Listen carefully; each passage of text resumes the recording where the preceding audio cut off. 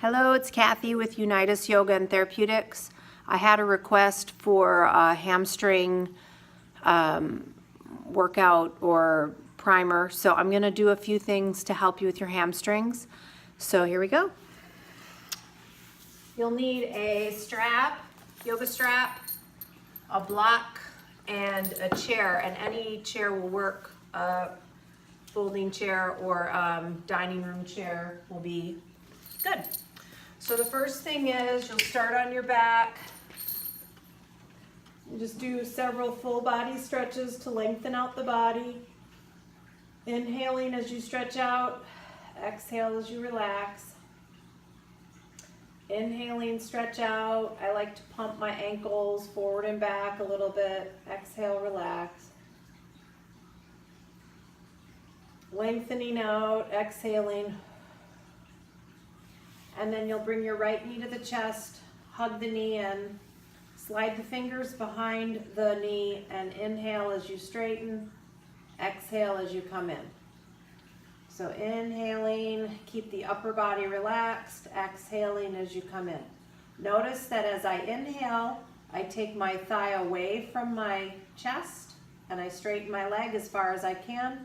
I exhale, I pull my thigh in and bend the knee. Inhaling, straighten the leg. I can pull the toes in towards my face. Exhaling, release. Inhaling, you can point the toes. Exhaling, hug. And you do this, I would say, for a solid minute. And then full body stretch. Exhaling, other side. Slide the fingers, inhaling up. Now some people that have really tight hamstrings are going to be way out here. Okay, so if you're way out here and you've got really tight hamstrings, one thing you can do that helps is to bend the opposite knee and put the foot on the floor. And then work with your body in the way I just described, where as you exhale, you pull the thigh bone closer to you, relax the shoulders. And as you inhale, you straighten the leg and pull the thigh away from you. Your fingers are providing a little resistance here at the hamstring. Exhaling, inhaling, exhaling, inhaling.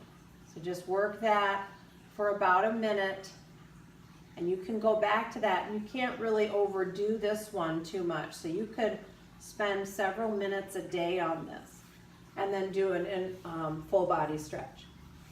And then the next one is called Big Toe Pose, Supta Padangusthasana. And you'll put the belt around your foot.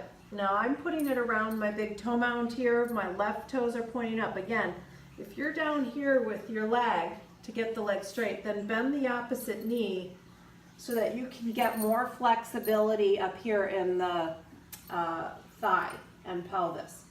So the left leg will stay bent if you have tight hamstrings, otherwise you'll straighten the left leg out, toes point up. It's kind of cool, you can pull down a bit on the strap and you'll get more of a stretch along your gastroc, back of the thigh. I like to also let my elbows splay out to the sides to broaden the upper chest. Couple key points of alignment are the knee. The right knee should be lined up with your right shoulder. Your foot should be facing up towards the sky. A lot of people have an angled foot like that, where the outer edge of your foot is up towards the sky. That's a sign that you have really tight outer hips, that you tend to maybe walk in a way such as you put favor more of the outside of your foot. So you want to work on balancing some of these actions out and also maintaining a sense of ease. So now that I've given you some instruction there, I want to also speak to the lower back.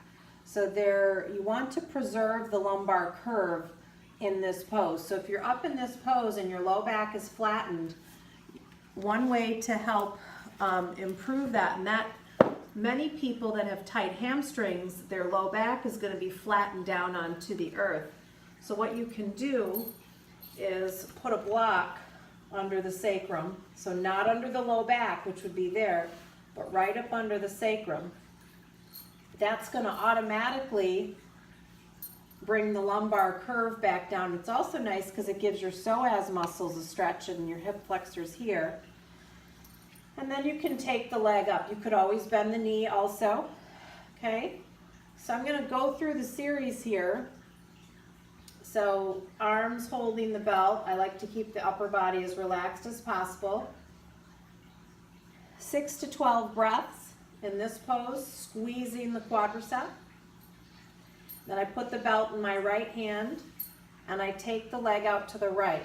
Now if your leg is bent, try to even this angle out from my right thigh bone to the left. So I go out to the side, stretching both inner thighs here. Deep breaths.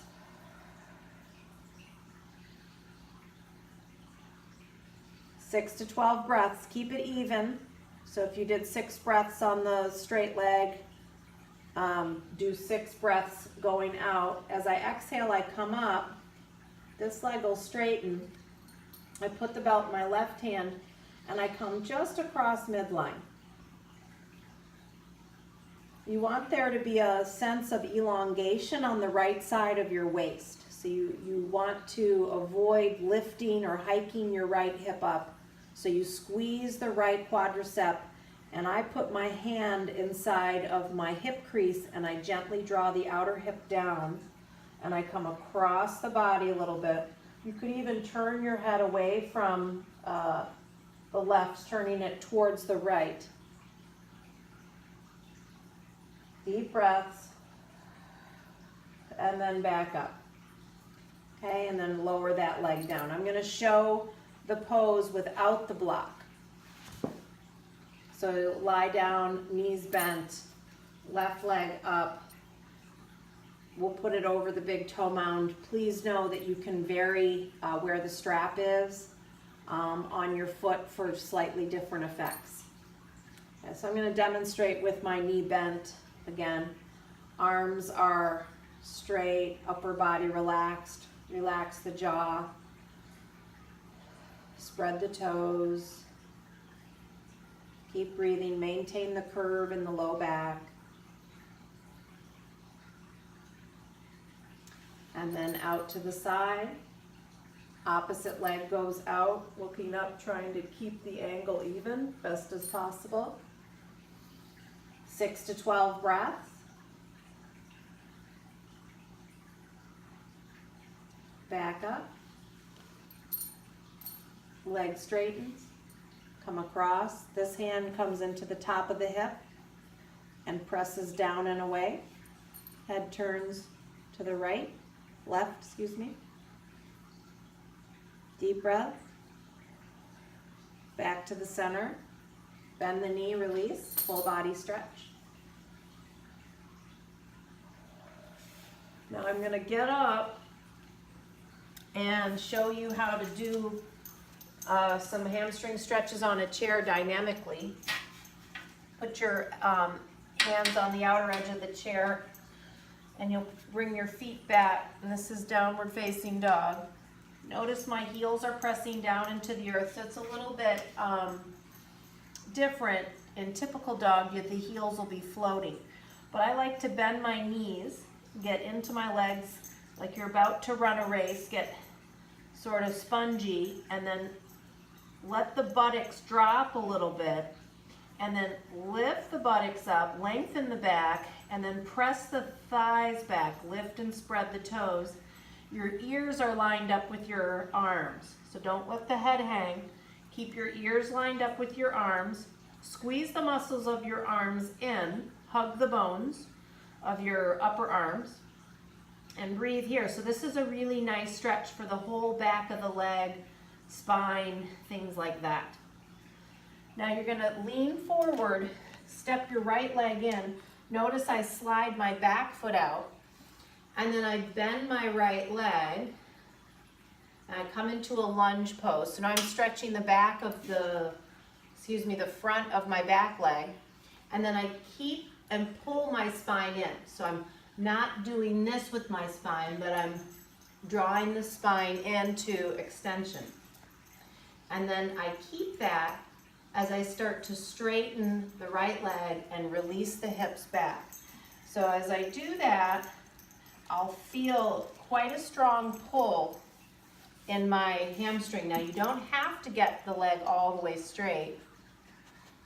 You can bend the leg and straighten the leg and pull that hip back. So it's kind of like releasing and going back into it. Hamstring likes that, especially when you have a lot of tightness in the hamstring. Sometimes it's easier to do this pulsing for 6 or 7 times and then hold. Notice my back is staying straight, and then if you felt like it was good for your body, or you didn't feel like you were compressing anything, you could practice bending forward over the leg a little bit. And then come back, stretch back. I also recommend, if you know you have strong hamstrings that create some tightness, take your legs as wide as the mat and you'll notice that you have a little bit more range. Bend the knees. This helps you get into the thighs. This also creates some nice mobility in the ankles. So as you bend the knees, you'll feel the ankles flex. And then straighten the legs back. Lift the buttocks up. Okay, sorry, I had a little malfunction there of the video. So I'm going to repeat to the left. So you'll come off this is where we left off, bending the knees, flexing the ankles. Bring the feet together, stretch out through the back, step the left leg forward. Okay, bend the left knee, draw the spine in, lift up through the chest, and then slowly shift the hips back. Press the left leg straight, spread the toes of the front foot, press back through the right heel. And you can keep moving in that direction. Inhaling as you lift up through the chest. So inhale as you straighten the hamstring, exhale as you drop the hips forward and bend the left knee. Inhaling, keeping the spine long, exhaling back and forth, and then step back to a downward dog. Walk the feet in, bend the knees, press the thighs back. So again, somebody with tight hamstrings may, when they bend over, if they try to push the leg straight, they're going to be rounding in the back, which we don't want. So it's helpful to use a chair. So you can use the chair, bend your knees, draw the spine in, and then just start to come down, keeping the legs bent a little bit to tip the pelvis forward. What you don't want to do is round the back and be compressing all your lumbar vertebra on your discs. So keep the knees bent. You could even, like I said, a chair or a block to help you work with this, and then bend the knees a little bit, slowly press the thighs back, letting the head come down. But you don't want to let the low back round in these forward bends. So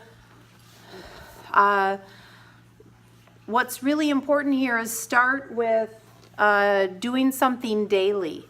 A daily practice, whether it's one of these basic hamstring stretches where you're lying on the back and flexing and extending your leg. That's very effective. And then move into some of the more active weight bearing where you're putting weight through your legs, and that's going to be even more intense for your hamstrings. But do something every day. Namaste.